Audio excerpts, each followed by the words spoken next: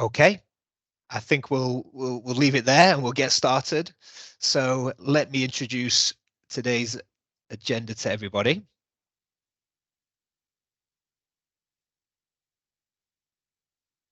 Okay, so before we start looking at the cyber skill gap report, first just like to introduce myself and the team and a little bit about Hays. Some people might be very familiar with Hays on this call. Other people maybe not so much. So we'd just like to give a quick summary of the team and Hays itself. Then we will look at the cyber skills gap report, the summary, some of the insights that we've been seeing from that report. Again, some people might have seen the report already. It is available online. If not, no problem. We're going to follow up after this webinar and get that report over to you. Then after we've looked at the report, we'll do two sections on market insights. We'll look at the specific insights for cybersecurity and the more technical side. And then we'll look at the IT governance area, which we consider information security, IT risk, and IT audit. Then we've got a video, just kind of moving back to the kind of global insights related to the report a little bit. We've got some senior market experts who have interviewed with Hays in recent months, and they've got some really good insights that we'll share briefly in a video from those experts. And if we've got time at the end, we'll try and do a quick Q&A session before we finish. But again, just depending on time and just trying to see if we can have the webinar to a 45-minute timeline. So that's the agenda. Okay, moving on to Hays Japan and the team itself. As I said, we'll introduce ourselves. My name is Ewan. I'm the senior manager for the technology recruitment team here at Hays. We actually have 28 members in my area of the IT recruitment team. We're focused around international companies. We're focused around bilingual positions and candidates across a wide range of technology functions. We also have another team in Hays that focuses on the more domestic market as well, but my team, my area, is more the international IT recruitment area for Japan. And then in addition to that, I'm the manager of the cybersecurity team, and I still do hands-on recruitment in the IT governance area, information security, GRC, and IT audit. Been with Hays for about 13 years now, so quite a while. And the past 5 years or so have specifically been management and recruitment in this IT governance and cybersecurity area. So very nice to meet everybody. Appreciate your time as always. And let me just introduce one of my colleagues, Stephen, who's working with me in the IT governance area. Thank you, Ewan. Hi, everyone. I hope everyone is enjoying their time and their days right now. Yes, my name is Stephen. I also am a recruiter specialized more so in IT governance, similar to Ewan, covering information security, GRC, IT audit, roles of that. So hopefully in the future, I can help out some of you individuals here who are attending. And if you're watching later on, nice to meet you all. Thank you. Thank you, Stephen. Then we've got two of our experts on the more technical side of cybersecurity, starting with Kento. Hello, everyone. My name is Kento Shiro, and thanks for joining today. And I work closely with Gil Nakamura and for technical cybersecurity area. Yeah, so please enjoy today's webinar. Thank you. Thank you, Kento. And finally, Gyo. Hello, everyone. My name is Gil Nakamura. I've been here at Hays for almost 2 years, working on cybersecurity recruitment with Kento Oshiro. Yeah, 本日はよろしくお願いします。Yeah, very nice to meet you all. Thank you, Gyo. And, worth mentioning there, obviously we're doing the webinar in English, but we do have probably have most of our slides with a Japanese translation as well. So if somebody's not a native English speaker, there is some Japanese on the slides. Okay, that's our team. And just a little bit about Hays globally. Again, if you're not aware of us, we're obviously a massive global recruitment company, employing around 11,000 people globally. We're working in about 33 different countries globally, and we specialize in 20 different areas of recruitment. If you've found Hays or found this webinar online through LinkedIn, that's probably because we have 6.7 million followers on LinkedIn. We're the most followed recruitment company on LinkedIn, and I believe we're still in the top 20 of all companies across any industry that are followed on LinkedIn. So we have a really big footprint, and I think this really helps us connect with the best clients in the market to work on their jobs, and also connect with the best candidates as well. Looking at Japan more specifically, we have 3 offices in Japan. Myself and the team here, we're all in our Tokyo Akasaka office, but we also have an office in Yokohama and Osaka as well. So you can see we have a global view on the market. We have a regional view because we're across Asia as well, and then we have a strong local view across different areas of Japan. And here in Japan, we focus on 13 different areas of recruitment, obviously including technology, and within technology, that subspecialization of cybersecurity and IT governance. Some people might have worked with Hays before, some people might not. You might have done some hiring with assistance from Hays, or you might have been a candidate. Just very briefly, we've got a very tried and tested methodology and successful methodology in how we do recruitment, the clients that we work with, and the assistance we give companies for their hiring and their needs, obviously trying to deeply understand what they're looking for, but also consulting on what is possible. And then if you're a candidate working with Hays, obviously we would screen your resume, we would talk to you, we would meet you, and then we can come back with the best positions that are a fit and introduce your profile to our clients, get you interviews, help you prepare. And then even after somebody's accepted an offer to join a new company, that's not the end of the process for Hays. We have an aftercare process as well. Whether you're a client or whether you're a candidate, we'll be keeping in touch after the new job has been started, making sure everything's running well. Okay, so that's just a brief summary of Hays. Again, maybe people are familiar, but I thought it was really worth covering. Now we'll jump into a summary of the Cyber Skills Gap report, and I'm just going to pass it over to Gyo to tell you a little bit about how we created this report. All right. So yeah, before we get into the cybersecurity reports, I will quickly explain where it's coming from. So this report is based on the survey that we conducted to more than 1,000 security leaders in APAC and EMEA, Dutch, America, UK, almost all over the world. And this survey consists of 4 sections. One is about their organizations, like reporting line or security awareness, cybersecurity attacks, trends. And second part is investment in security area in their companies. And third point is about the hiring situations. And the last one is how they retain the talents and develop their skills. Thank you, Gyo. So it's a very well-researched report here, and a little bit more from Kento on that. All right, so I'm going to explain a little more about the report. So, what you will find in it. So, this survey contains the views of senior Hays managers in the cyberspace. So, as you can see in the graphic on the right-hand side.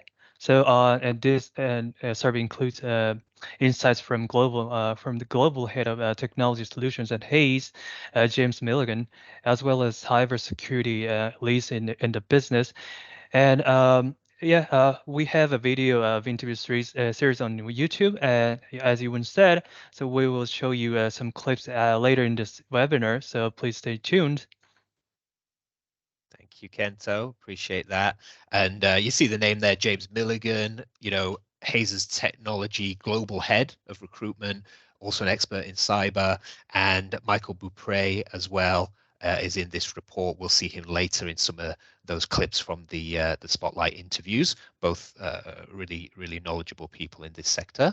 So just jumping to the actual findings of the report, we're going to do that first, and then we're going to look at the data that kind of brought us to those findings. So let me just pass over to Stephen. He's going to tell you about some of those key findings from the report. All right, thank you, Ewan, if we can here. So from the key findings from the report, be touching on three in specific.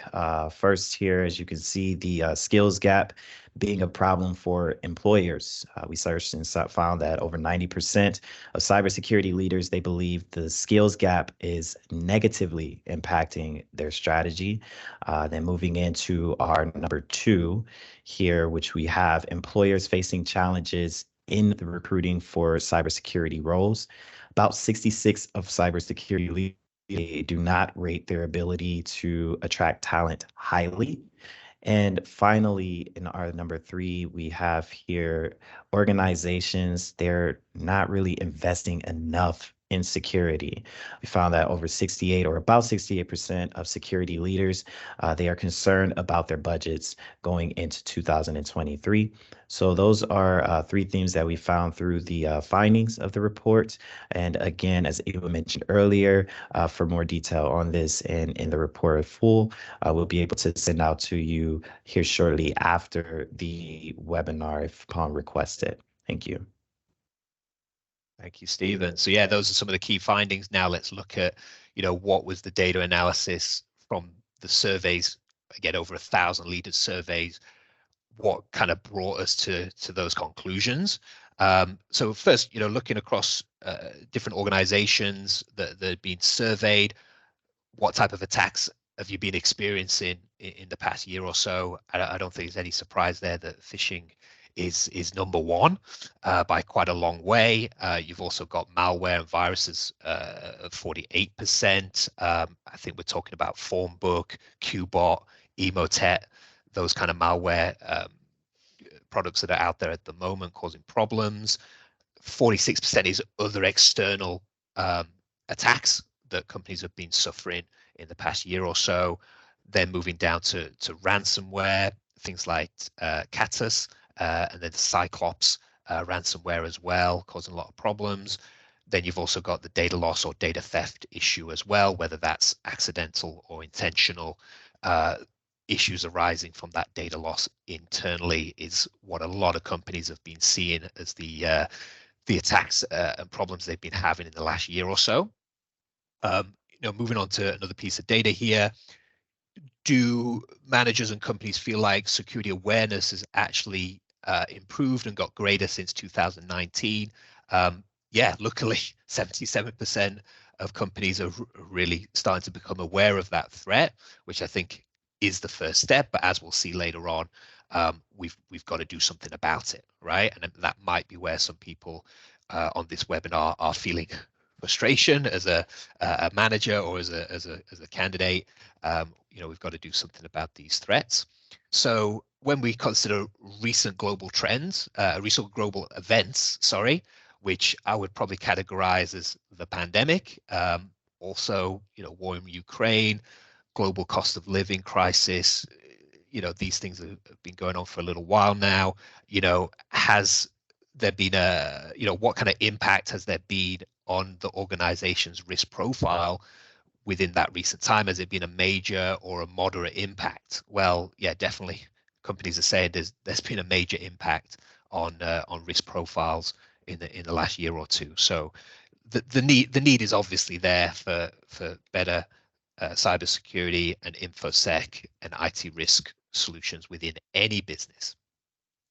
So what are companies doing about it? Well, in the survey, I guess we're seeing two things here. On the lower end, if we combine 0 to 4% of IT budgets being invested into cyber protection, that's like 29-30% of companies, I would say, not really with a particularly large budget here to protect themselves from cyber threats. But on the flip side, between 9% and 11% and above, we've probably got 43% of companies saying that's the level of budget that they're using. Now, it depends on the size of your company. Is that enough budget, or do you need more? But I think we'll see in a minute that a lot of companies are saying, is this enough budget? Is it enough budget to do what we need in the cyberspace to protect ourselves? When it comes to obtaining investment for cybersecurity within the business, pre-pandemic versus post-pandemic, I'd say the good news is that we're seeing 34% of survey respondents saying it has been easier to get some additional budget in the cyber area since the pandemic. But still, 37% are neutral on that, 14% disagree. It's not all plain sailing, even with these major events out there and an increased risk profile. It's still not guaranteed that companies are able to get bigger budgets, even though it seems completely necessary to be doing more in the cybersecurity area. Moving on to this data point, are managers and companies extremely, very, or moderately concerned about their budget for 2023? 68% there. Yeah, they're extremely, very, or moderately concerned. So it shows that we do want to get more budget, don't we? We want to get more budget for cybersecurity tools and products that we need, but also probably for manpower as well in terms of additional positions to fill. Do leaders expect a minimal change in their budget for this year? Yeah, 47%. They want to. We've seen that a lot of people want a bigger budget. They need a bigger budget, but they're not exactly expecting to get that budget. So need to keep knocking on the CIO's door, knocking on the CEO's door to try and get those budgets for the tools and the manpower that you need for your cybersecurity protection. Moving on to hiring trends then, obviously that's kind of what it's about in the context of this webinar. 66% of leaders in the global market feel like they don't rate their organization's ability to attract cybersecurity talent. Okay, so absolutely, there's challenges out there. We're going to look at those. We're going to look at some solutions as well. But yeah, there's certainly a big challenge out there, which maybe is not coming as a big surprise to anybody. But yeah, hopefully that's where Hays can help. I think we're doing a good job with a lot of clients that we have in the market right now, but obviously there's more that we want to do. Second circle here, leaders are likely to recruit somebody without formal IT security accreditations, 56%. So we'll probably touch on that again a little bit later, but that's probably becoming more of a necessary direction that companies need to go in order to fill enough of the positions they have open, because we're definitely dealing with a skill short market, especially in Japan. Okay, final data points here. Top 5 challenges in hiring talent. Managers are telling us that the salary expectation of the candidate is a challenge. 2 points on that, I guess. We're in a skill short market, so a highly skilled candidate is going to be in extreme demand. We're definitely seeing that. Yes, they probably do have leverage to go for a higher salary. We're seeing salaries increase consistently in the Japan market, but I guess we've also got to keep that within reason and try and fit that into a budget. Otherwise, candidates might be pricing themselves out of positions in the market. So something to think about there. Yeah, other challenges, candidates having a missing skill set. Competition, obviously, on skilled candidates. Most candidates are going to get 3 to 5 offers in the Japan market. There's going to be a huge competition there. That also comes back to that salary point a little bit earlier as well. Length of work experience. Yeah, some people might not quite have it. Or number 5, they might have some experience, but they might be lacking in the specific industry sector that your company is working in. And I think we'll touch on that later, but where we can have flexibility on those points, you can still get very capable candidates that will adjust relatively quickly and smoothly to picking up experience or picking up an industry sector when given the chance. Finally, top 5 skills that would enhance security capability within an organization. So if you're a candidate on this webinar, thinking about where to focus your skill set, obviously we've got cloud security there. We've got GRC, governance, risk, and compliance, and we've got security architecture, security engineering, and the SIEM SOC technical areas as well. So we'll come back to look at a lot more of the hot areas from a candidate's perspective later on, but those are some of the key data points here that we've pulled out from the survey. Just moving on to final points here. So again, what can we do? What can we do next as a company that's hiring, or potentially what can we do next as a candidate in the market? Well, the first advice that we have, especially for hiring, is we've got to explore the unexplored talent. Yeah, so having flexibility, looking at those candidates and profiles that are not perfect.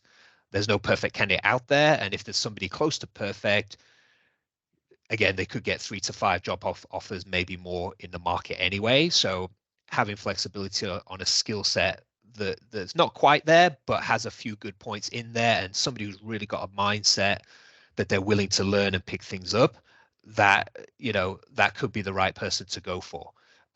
Certainly, it could be better than fishing around in the market for 3 months, 12 months, or potentially longer, and not really finding the perfect fit for the job. So looking at unexplored talent, I think, is key.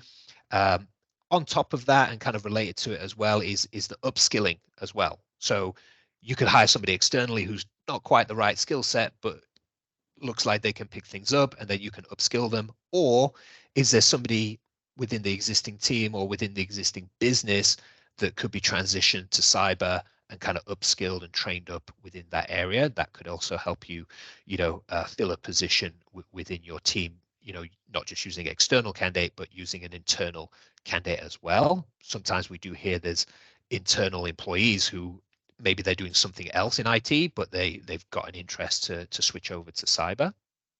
Finally, find some experienced talent, which I think is quite relevant to Japan. There's candidates out there that are, mid-career or later career candidates, a lot of experience, and sometimes they're just getting overlooked for the positions in the market, which seems like a real shame, to be honest, because they've got the skill set, they've got the motivation, and these are the type of people that could really come in and do a really good job. So I think, not overlooking experienced talent is a valuable solution here if you're looking to fill security positions. And one point that's not on here that I also think is maybe an obvious one, but having more flexibility on language as well. So whether your environment is a fully Japanese environment, and we could have a bit more flexibility on a candidate that doesn't speak as much Japanese. Again, if they've got the rest of the technical skill set or the work experience, that'd be something I would be recommending. Have some flexibility on their Japanese level, or vice versa. If you need an English speaker, and the person is native Japanese but doesn't speak much English, again, can we find a solution there that we can hire somebody with a good skill set, good experience, but again, maybe just a little bit weaker on the English side? Those would be our recommendations in the current Japan market. Okay, so we're just going to move on now to go a little bit deeper, move away from the findings of the global report. Those trends do apply to Japan, but we're going to try and share some specific market insights for Japan. And we're going to start looking at the more technical side of cybersecurity. These are some of the hot jobs we've been seeing in the market for the last 6 to 9 months. Cybersecurity engineer or consultant, IAM analyst or manager, SOC analyst or manager, incident response engineer, infrastructure security engineer. These are the roles that are hot right now. And I'm going to pass over to Gyo to talk about a couple of trends in the market that are kind of feeding into that hiring trend. Okay, over to you, Gyo. All right, thank you, Ewan. So in this part, I'd like to explain about what are the hot skill sets in Japan's market. So there are a variety of security skill sets out there that are hiring managers are looking for, because cybersecurity has a lot of different aspects. But in here, I have picked up especially 4 skill sets in here that are in the highest demand in Japan's market in terms of security recruitment. So before we get into the details, we need to understand that there's two trends in Japan. One is that almost all the Japan's organizations are in big transition of shifting from on-premise server to cloud. And second trend is zero trust. So as you can see, for these skill sets, cloud security, zero trust, digital identity, and DLP, these are all related to either of these trends. So first thing is cloud security. You can see Azure and AWS. These are required recently, and GCP is also good to have, but these two can kind of cover almost all the industries in Japan's market. And second part is zero trust. As you can see, Caspi and Swig, these are relatively new solutions in Japan's market. So yeah, so if you have like basic understanding of these solutions, that's already an advantage. And if you have technical like hands-on experience of implementing these solutions, that's gonna be very, very big plus point. Yeah. Same thing for access management and DLP.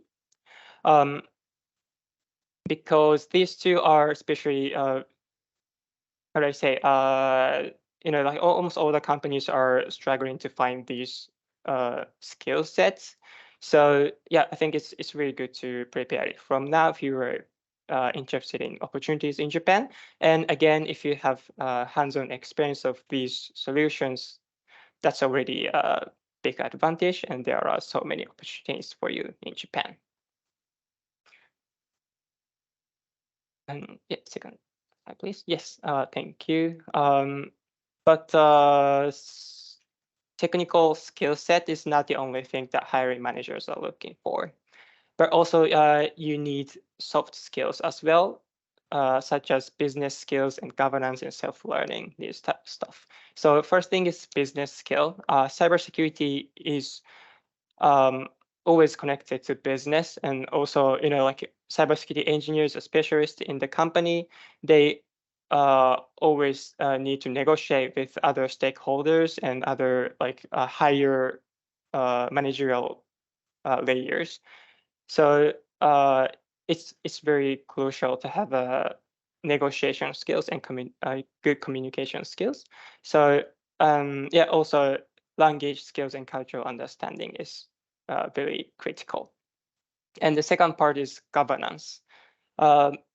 Governance and cybersecurity can never be separated. So yeah, it's good to have understanding of the main frameworks like ISO 27Ks or PMARC, PCI DSS, this type of stuff. And yes, most of the hiring managers expect candidates have technical skills and governance skills, both. So yeah, I think it's really good to prepare it for that one too. And yeah, these were the top hottest skill sets in the market. So again, these are just the only, and these are not everything, but yeah, I think it's good to prepare right now. And if you already have these skill sets, that's a really good plus point. And also, it's very important to have technical skills and soft skill. Yeah. Thank you, Kyo. And we'll just move on to the industry sectors within that more technical cyber market that are hot right now with Kento. All right, thank you, Ewan. So now I'd like to share market insights of some industry sectors with you all. So to begin with, I'm going to talk about security vendor sector. So we categorize them into three types: consulting firm, system integrator, and a security product vendor. So the first one, consulting firms. So they deliver security consulting services in many industry sectors. So they have a wide range of job opportunities in technical, strategic, GRC, and management areas, and etc. So one of the major good points of working in this consulting industry is that you can choose to stay in your specific specialisms and sharpen your specific skills and knowledge, or to explore new things and other specialisms after a while. The current hiring need in this sector is that cloud security, zero trust, and OTIT related skills and experience most wanted. Yeah. So, and the next one, system integrators. So we don't see like any like big change in the hiring, but they constantly hire lots of security talents as the cyber security demand in the market is on the rise. So we're getting more and more opportunities in this sector. So one of the good points of working in this sector is that you get to be involved in a project end to end, from the defining requirements to system operation and management, maintenance. So the recent hiring need is that pretty much it's pretty much the same as consulting firms, but so cloud security and zero trust are most needed in this sector. And the third one is security product vendors. So for this, the major ratio of technical jobs tends to be threat analysis, pen testing, and SOC. However, more and more companies are delivering security services not only for their products, but also for other security areas. So yeah. One of the major good points of working in this sector is that you always get to be exposed to cutting edge technologies like AI, IoT, and homomorphic encryption. So the hiring needs is that in this sector is that they're looking for candidates with skills and knowledge of major operating systems like Windows and Mac OS, and also programming languages like C, C#, C++, in addition to security engineering skills and experience. All right, next slide, please. Okay, so now I'd like to share the current the two hottest industries outside of the security vendor sector, which are manufacturing and retail. So the first one, the manufacturing sector used to rely on the security vendors, but now they're in the phase of developing their own cybersecurity teams. So therefore, they're looking for very experienced cybersecurity talents to do the job. So if you're experienced and looking for somewhere you can get involved in developing a new security business, then manufacturing is a great option for you. And the hiring need is that in this sector is that companies are looking for candidates with abundant skills and experience in CSAR and IR. And yeah, for the retail sector, many companies tend to have well-established security teams already, and they have a wide range of job openings. So, and also they're more open to hire junior candidates. So if you're relatively new to cybersecurity and want to develop your career, then yeah, retail is a great option for you. And yeah, one of the major good points of working in this sector is that you get to sharpen your skills and knowledge quickly and efficiently in with well-established security teams. And the recent hire need in the sector is that the companies are looking for candidates with skills and experience in DevSecOps, SOC, and CSAR. Yeah. Okay, so yeah, thank you for listening, everyone. And now I'd like to hand the next part over to Ewan. Thank you, Kento, and Gyo as well. Great insights there on the more technical side of the cyber market specifically for Japan. So maybe you're a company or you're a candidate, you know, within some of those industry sectors right now. It kind of shows you, is that a hot sector for you right now? Do you have competition on your hiring in those sectors, or are you looking to maybe be a candidate that moves into a different sector? So I'd say most industry sectors are hot for hiring right now, but those are definitely the hottest at the moment. Moving on next to look at the kind of IT governance area, the kind of less technical space here, but obviously still got quite high demands in this area across InfoSec, GRC, IT audit, those kind of areas. These are some of the hot jobs that have been in the market last 6 to 9 months: information security officer or manager, IT risk officer or manager, IT auditor, IT audit manager, data privacy officer or manager, and IT controls and compliance officer or manager are some of the hotter roles in the market at the moment on this side. So to look at the kind of market trends that's kind of driving that hiring, I will pass over to my colleague Stephen, who's going to talk about the information security side.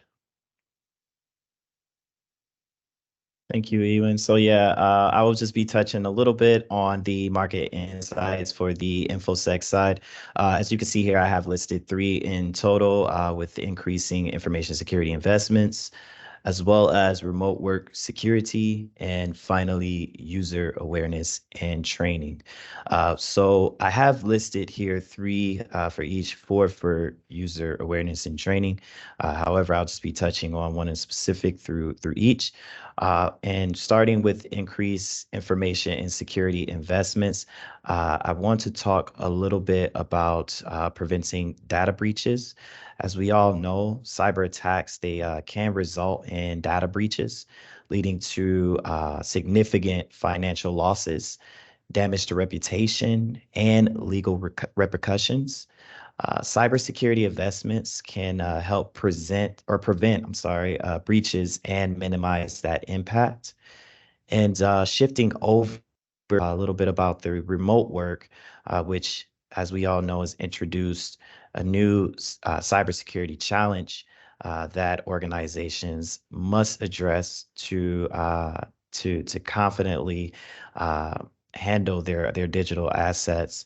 And a few of those reasons, which we have here listed, being data protection, network security, and endpoint security. With endpoint security, devices being used more so for remote work, they're often beyond the control of office networks, making them really vulnerable to malware and unauthorized access.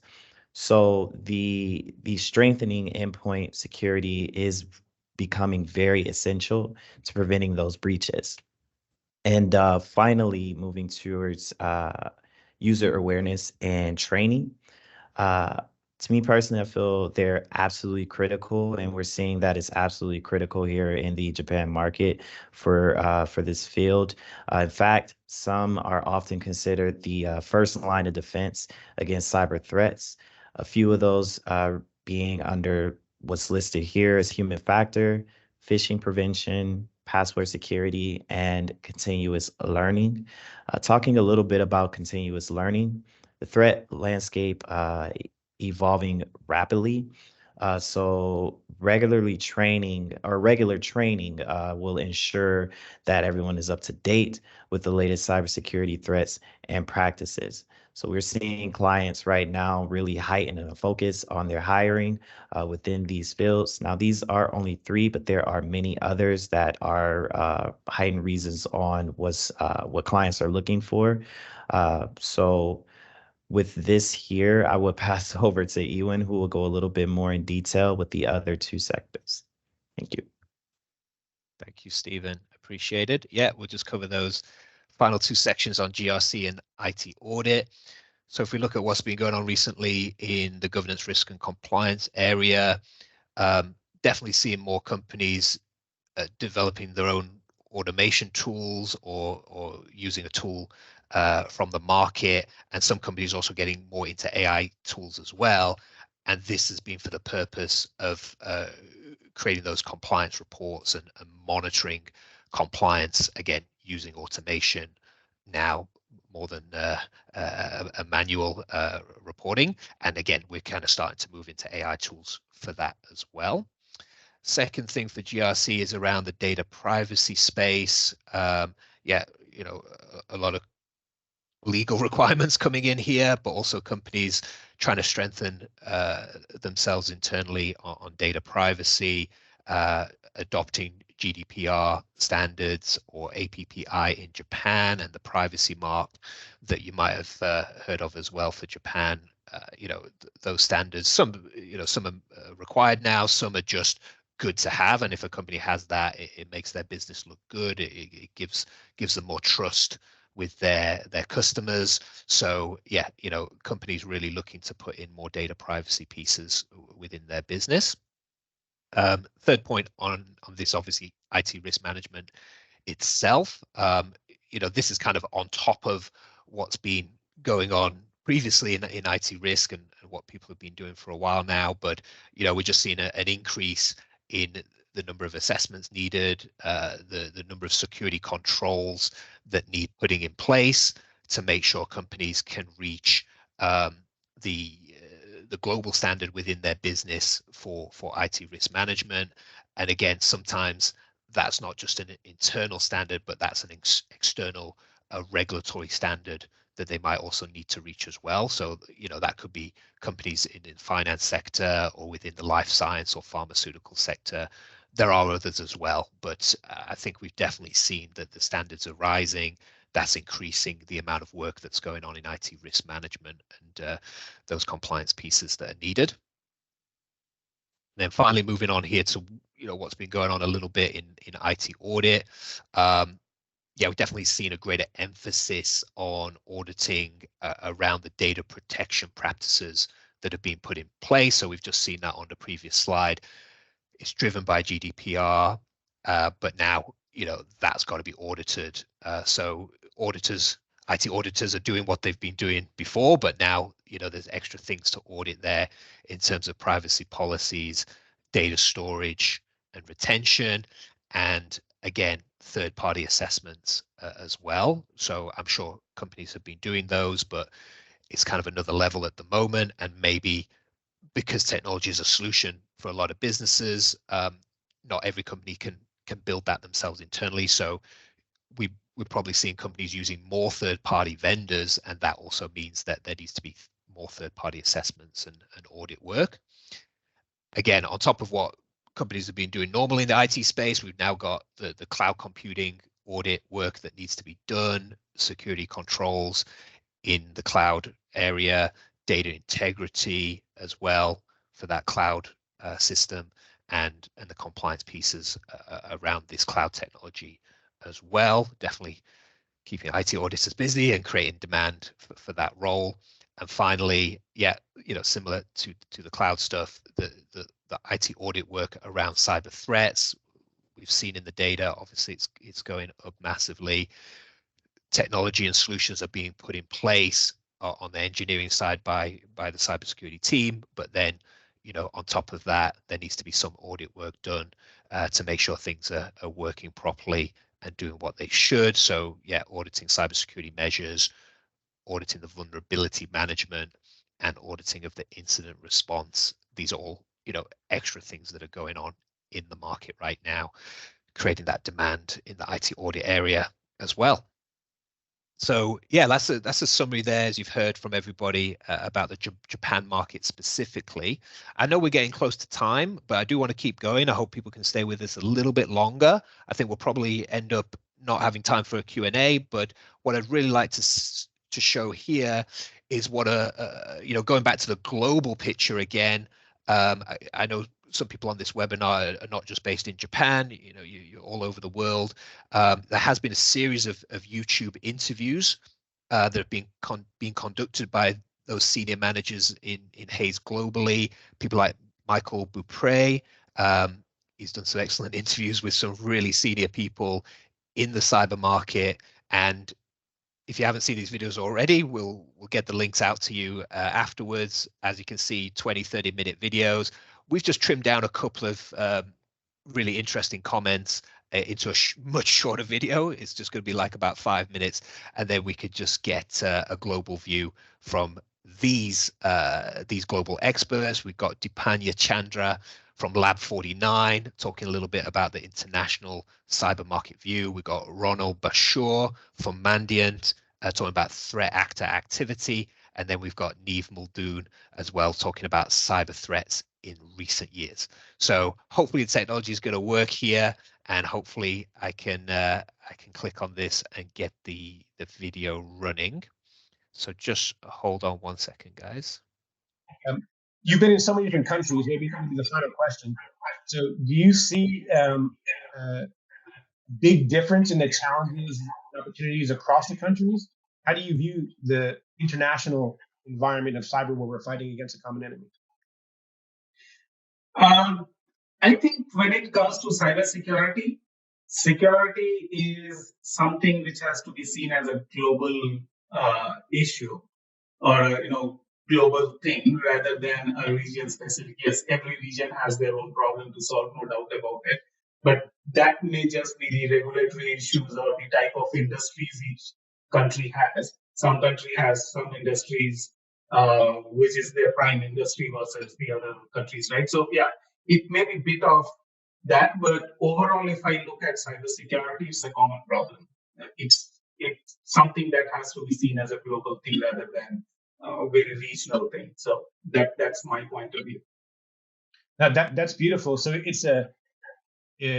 we have different countries, different political environments, different cultures that we live in, but we have a shared enemy, and we can do a shared response because an attack is an attack, right? So yes, yeah, that's really, really great. So thank you. Have you seen an uptick in threat actor activity because of COVID and people forced to go work at home, or because of 5G expansion? Is there an uptick in activity you've seen in your data? I think we did. We saw a spike. I think we have some numbers on this from our M-Trends reporting. We definitely saw a spike in things like ransomware attacks, extortion types of attacks, even individual, kind of business email compromise types of attacks, especially in the early days of the pandemic. So yes, unfortunately, criminals go to, as you said, where the weaknesses are.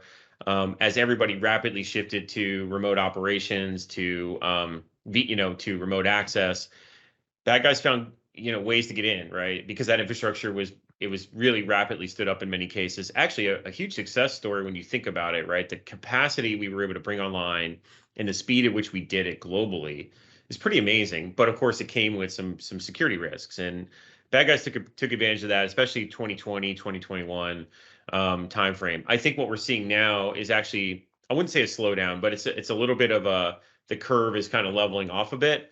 I maybe attribute that to a combination of defenders, better organizing or better implementing new security architectures that they didn't have time for when they were first standing some of this infrastructure up. Of course, we're also returning to a bit of normalcy. So defenders who were struggling, from an environment where they really didn't have great visibility for a variety of reasons, they're getting better at getting that visibility now. I think there's been a major focus, not just in the United States, but again, globally towards these threats. So it's an orientation of governments to actually work together with private sector, public-private partnership models, like the JCDC, and we saw in the United States with CISA, for example, where there's much more information sharing and collective defense happening than even going back to 2019 as an example. So I think those measures have really helped, at least if not stop, or reverse the trend, at least slow it down a bit. So but again, it's always it's an arms race in this space, and it always has been. So I do expect that we'll continue to see adversary, innovation, and continue wherever there's money to be had or information to be stolen. I think it's still going to be an area that we have to maintain focus on. In terms of over that time period, let's say 2 to 3 years, what trends have you experienced in relation to cyber and security incidents being reported in the business, and has they directly affected your organization? Oh, you're going to love me when I say this, but GDPR and privacy regulations have really brought to the forefront the importance of security from a notification perspective, understanding it. And so it's right up there with senior leadership levels, the board, and right through organizations. I guess what's come to the forefront for me is the security consciousness and awareness of data as those privacy regulations change, because it impacts every single person. Every single person is a human. There's personal data. So we've all gone through that in our professional and personal lives. And again, what has come to my mind is the difference people now understand a security event, a threat, a vulnerability a risk, an incident, and dare I say it, a breach, that they are all different, and how they respond to those various different items from a reporting, a management perspective is different. Okay, thank you. That was the video there, and some great comments there from really senior global players in cyber. Look, I really appreciate everyone sticking with us to this point. I know we're running over time, but again, do appreciate that. I know time is precious. A lot of people in Japan here in the lunchtime, so look, we were going to have a Q&A session here, but I think we're just not going to have time, unfortunately. I think it was important to kind of show that video, you know, look back at the global trends following what we spoke about for Japan. And I think we can safely say the global trends that we've been seeing, you know, are also the trends in Japan. It's feeding in to the market, and there are challenges here, getting that budget to hire, getting the right candidate, getting the right skill set as a candidate. There's a lot going on in the market, but you know, we'd love to hear more from you on this webinar. Please feel free to reach out to myself or any member of the team if you do have questions or things that you'd like to discuss, whether you're a manager and you're looking at hiring positions in security, or whether you're a candidate looking to change jobs in that area. Please reach out. Happy to discuss. We'll also do a follow-up email after the webinar where we can make sure you've got a copy of the report and you can actually go and look at some of those longer videos as well. I'm sure we'll have more materials coming out over the years ahead, so we'll make sure you're in that loop as well. And yeah, look, even if you are looking to do, you know, something else in a different technology area or even outside of technology, again, we have a big technology recruitment team here at Hays, and we have over 10 other teams at Hays covering recruitment for non-technology areas. So I really feel like you know, we can give the assistance that you need. So again, apologies, we can't have time for a QA. But do feel free to reach out. And I just want to say a big thank you to everybody for joining us on the webinar. Hope you found it useful and interesting. And, you know, I'm sure we'd like to do something similar in the near future as well. So hopefully you'll come back to join us. So yeah, thank you everybody, from me, from Stephen, Kento, and Go and the team. Really appreciate your time. Have a great rest of the day and rest of the week. Thank you so much. Bye.